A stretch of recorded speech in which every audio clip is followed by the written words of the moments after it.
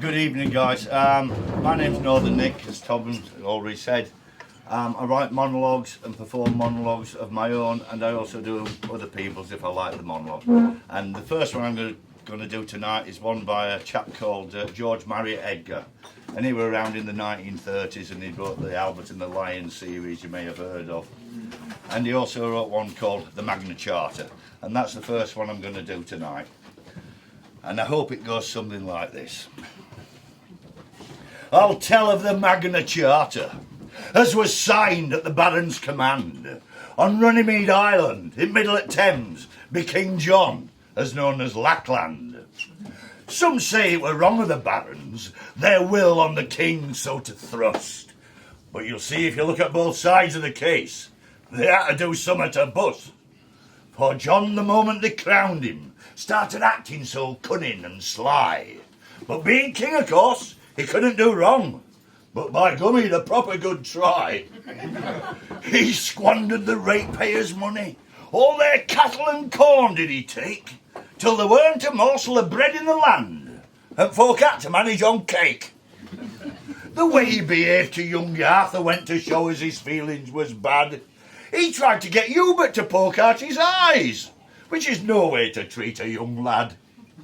He were all right as being a tyrant to vassals and folks of that class, but he tried on his tricks with barons and all, and that's where he made a faux pas. He started bombarding their castles and burning them over the head, till there weren't enough castles left to go round, and they had to sleep six to a bed. So they went to the king in a body. Their spokesman, Fitzwalter by name, he opened Thole in his helmet and said, conciliatory like, "What's the game?" Well, the king starts to shilly and shally. He sits and he hauls and he hums, till barons enraged start gnashing the teeth. And then when the teeth gnash the gums. Said Fitz through the hole in his helmet, "'Twas you who put us in this plight." And king, having nothing to say to this, says, "Leave your address and I'll write." This angered the gallant Fitzwalter. He stamped on the floor with his foot. He started getting John a rare ticking off, when Thole in his helmet fell shut. "We'll get him a Magna Charta," said Fitz when his face he had freed. Said barons, "Aye, that's right, and if one's not enough, get a couple and happen they'll breed." So they set about making a charter. At finish, when they got it drawn up, it looked like a paper on cattle disease, or entries at Waterloo Cup. Next day, king unsuspecting, and having the afternoon free, to Runnymede Island and taking a boat and having some shrimps for his tea. He just pulled head off a big un and was pinching its tail with his thumb, when up came a barge load of barons who said, "We thought you'd be here, so we've come." When they told him they brought Magna Charta, king seemed to go kind of limp, but minding his manners, he took off his hat and said, "Thanks very much, have a shrimp." "You best sign at once," said Fitzwalter. "If you don't, I shall tell you for a start, the next coronation will happen quite soon, and you won't be there to take part." So they spread charter out on tea table, and John signed his name like a lamb. In places his writing was sticky and thick, through dipping his pen in the jam. And it's through that there Magna Charta, as was signed by the barons of old, that in England today we can do what we like, so long as we do what we're told. Thank you, the Magna Charta.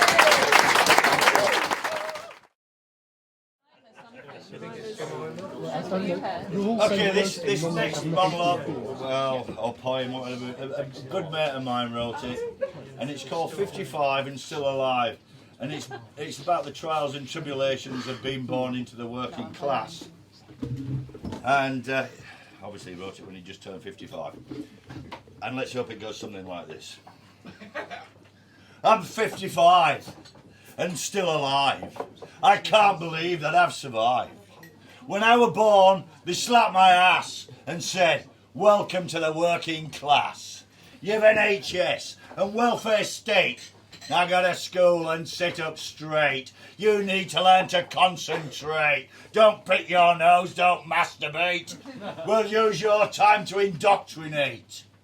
When I left school, I was glad to be out. What the fuck was that about? Get a job, get poor pay. That's it, son, you're on your way. That's the way. Work, rest and play.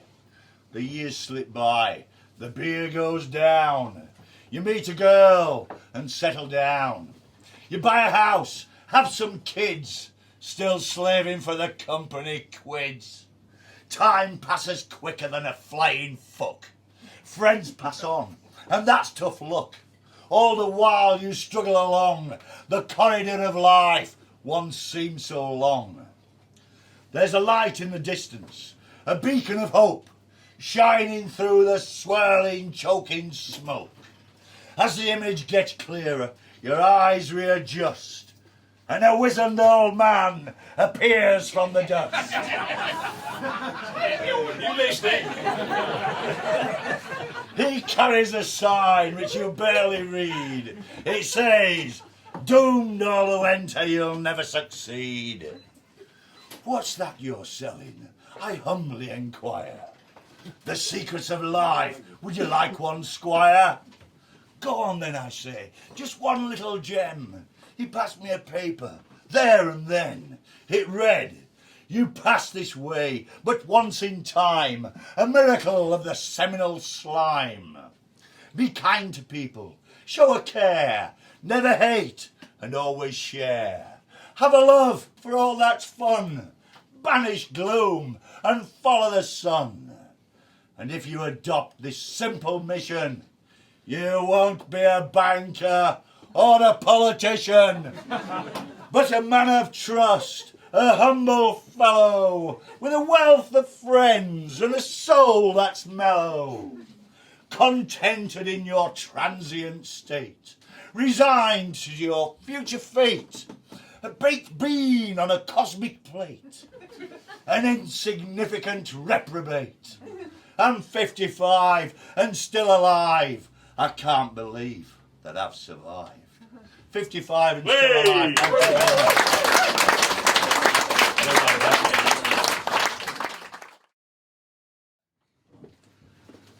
much. Okay, we're all familiar with the gunpowder plot, I think.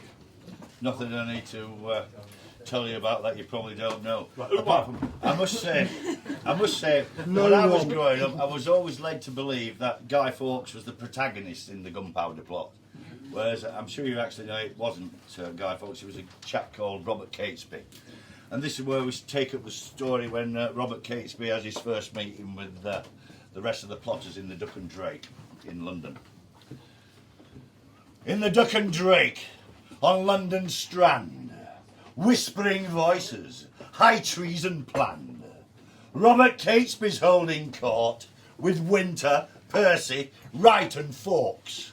A Catholic corps fighting persecution, and they've sworn an oath for retribution. King James I, the Protestant king, to a violent death they will bring. November the 5th, the fateful date, and the opening of Parliament will seal his fate. In a rented vault beneath the House of Lords, 36 barrels of black powder stored.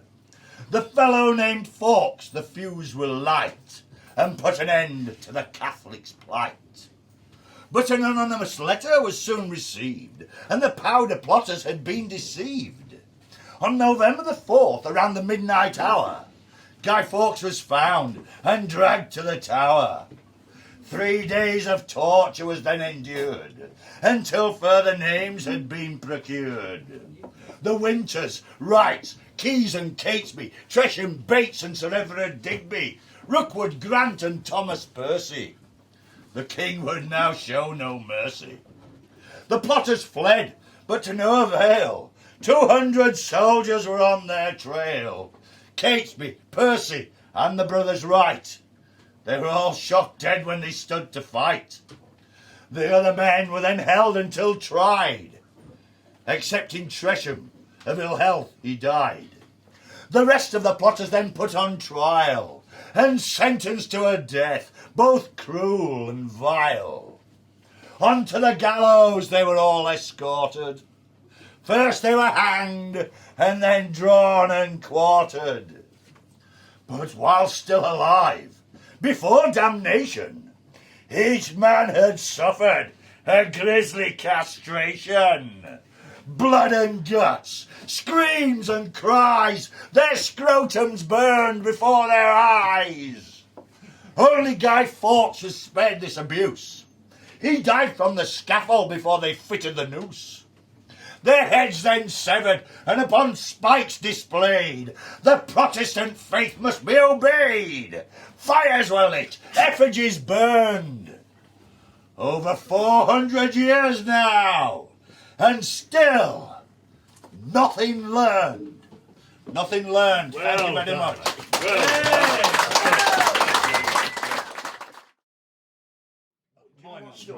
Well Minus strike. Yeah, yeah. 1984. What we lost. Okay. I was born and bred in Yorkshire, and I was brought up in a mining town. And this one's about the miners' strikes of 1984. And yeah, I witnessed a lot of poverty and a lot of hardship. Don't want to go on about it. I'll be here for half an hour talking about it. I'll just give you the monologue. The miners' strikes of 84. Thatcher and Scargill, all-out war. Towns and villages torn apart. The country's miners lose their heart. Blood and tears are up for trade. Northern families' tempers frayed. The swine arrive from many forces and charge the pickets upon their horses. Arrests are made, lies are told, and no one's digging for the poor man's gold. Sorrow and sadness in every community. The cops are covered by total impunity. Charge the innocent, the guilty go free. It's been this way for eternity. Blood and sweat on the cold face, then kicked in the bollocks, a bloody disgrace. The mines are closed, the money's tight, and no one's out on a Saturday night. The community centres are where they feed. The picket line is where they bleed. Thatcher and Scargill are out of their minds. There are no winners, not this time. We have no money, we have no coal. Thousands of miners now on the dole. Into the hills, to the tips of old. We'll dig again for the poor man's gold. We have no props of any kind, just the will to survive and a bloody mind. Several died trying to earn a buck. They dug too deep and ran out of luck. Talk about waste, life being cheap. Now all the families sit and weep. I remember this time at Uber stand. Ralph was digging the Riddle Man. Then all of a sudden, right out of the blue, 5 tons of earth, how do you do? Ralph disappeared beneath the ground. There was no movement, not a sound. We dug him out just as fast as we could. No broken bones, there was no blood. His face was black, his eyes were white. He was still alive, but he'd had a fright.